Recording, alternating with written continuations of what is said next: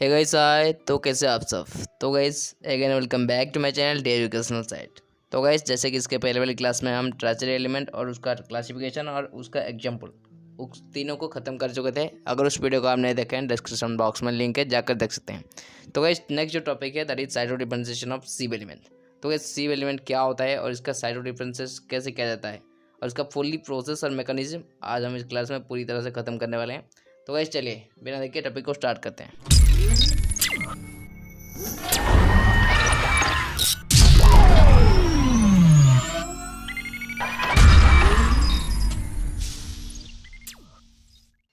तो guys cyto differentiation of sieve element.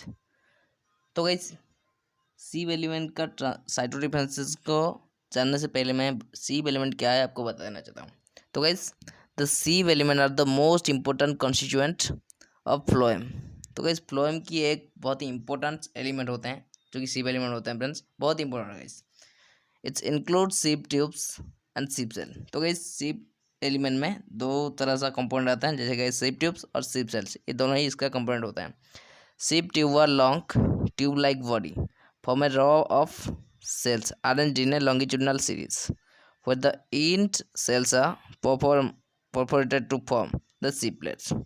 तो क्या सीप ट्यूब होते हैं जो कि बहुत ही लॉन्ग ट्यूब होते हैं, जो कि फ्रेंड्स ये एक तरह से बॉडी फॉर्म करते हैं, जो कि फ्रेंड्स इसका सेल्स जो होते हैं फ्रेंड्स लॉन्गिट्यूडिनल सीरीज में अरेंजमेंट होते हैं, जिसमें क्या होता है फ्रेंड्स इसका जो एंड सेल्स होते हैं फ्रेंड्स वो परफोरेटेड होकर सीप प्लेट्स फॉर्म करते हैं। ओके गाइस, तो गाइस सीप सेल्स ये गाइस सिलिंड्रिकल सेल्स होते हैं, सीप sales which take part in the formation of sieve tube are the sieve cells।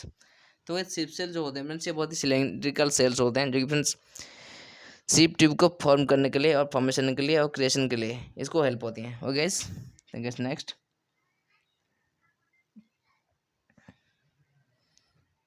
Thing sieve elements of phloem are living in contact to fracture element of the element। तो ये sieve element जो होते हैं friends जो कि phloem में ये friends treachery element के साथ कंट्रैक्ट होकर रहते हैं, जो कि जाइलम के साथ। Sieve element oriented from a short cylindrical cells which divide longitudinally to form sieve cells. तो गाइस सीव एलिमेंट जो होते हैं फ्रेंड्स ये ओरिजिनेट कहाँ पे होते हैं फ्रेंड्स, शॉर्ट सिलिंड्रिकल सेल्स में, इसमें ये ओरिजिनेट होते हैं और फ्रेंड्स ये लॉन्गिट्यूडिनल डिवाइड होते हैं और फ्रेंड्स सीव सेल्स और सीव एलिमेंट प्रोड्यूस करते हैं एंड कंपाउंड सेल्स भी प्रोड्यूस करते हैं। The sieve element undergo fully differentiation to form sieve tube. तो ये सीव ट्यूब फॉर्म करने के लिए ये जो फ्रेंड्स कंपाउंड सेल्स और सीव एलिमेंट जो होते हैं फ्रेंड्स ये डिफरेंशिएशन के अंदर आते हैं और फिर डिवाइड होकर सीव ट्यूब फॉर्म करते हैं। हो guys, then guys next point,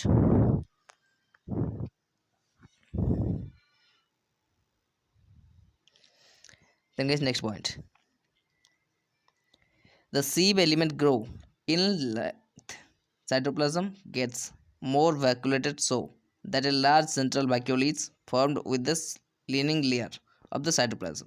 nucleus is absent in the cytoplasm. तो क्या सीव एलिमेंट जो होते हैं फ्रेंड्स ये इसका लेंथ तो ग्रो करता है, अपने साइटोप्लाज्म जो होते हैं इसका वैक्यूलेटेड शो करता है।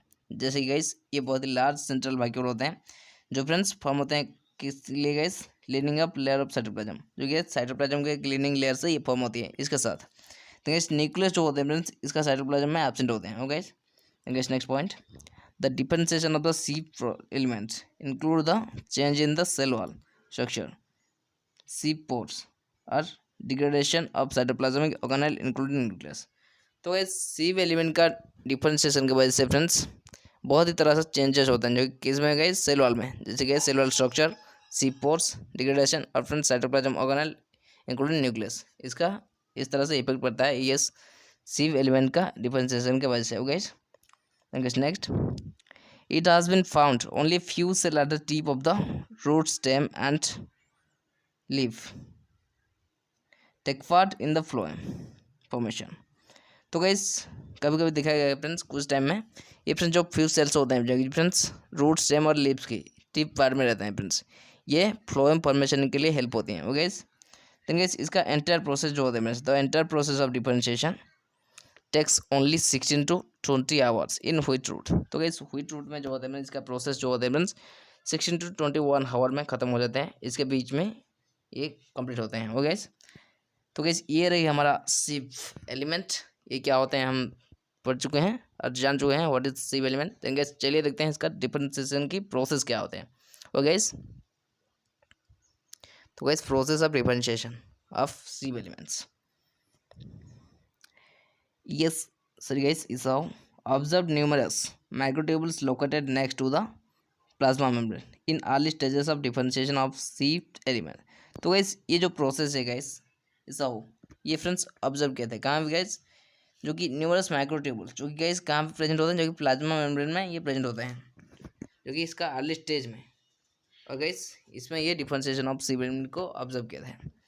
These microtubules are originated might angle to the long axis of the cell, but the cell mature.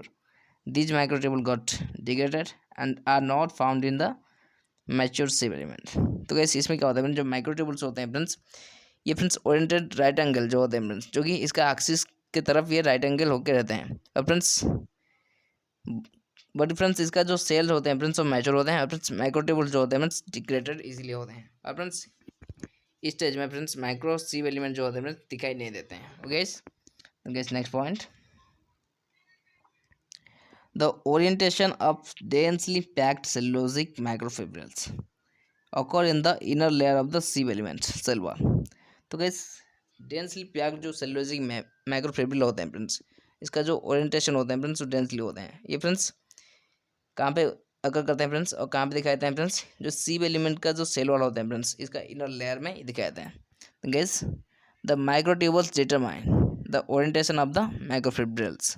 तो गाइस माइक्रोट्यूबुल ही डिटरमाइन करता है क्या गाइस, इसका माइक्रोफिब्रिल्स का ओरिएंटेशन कैसे होगा, इसका ओरिएंटेशन ये यही डिसाइड करता है। और इसके वजह से ही हम जान पाते हैं like hoops around a barrel, जैसे गाइस बैरल के अराउंड में एक hoop, so that the cell wall does not expand.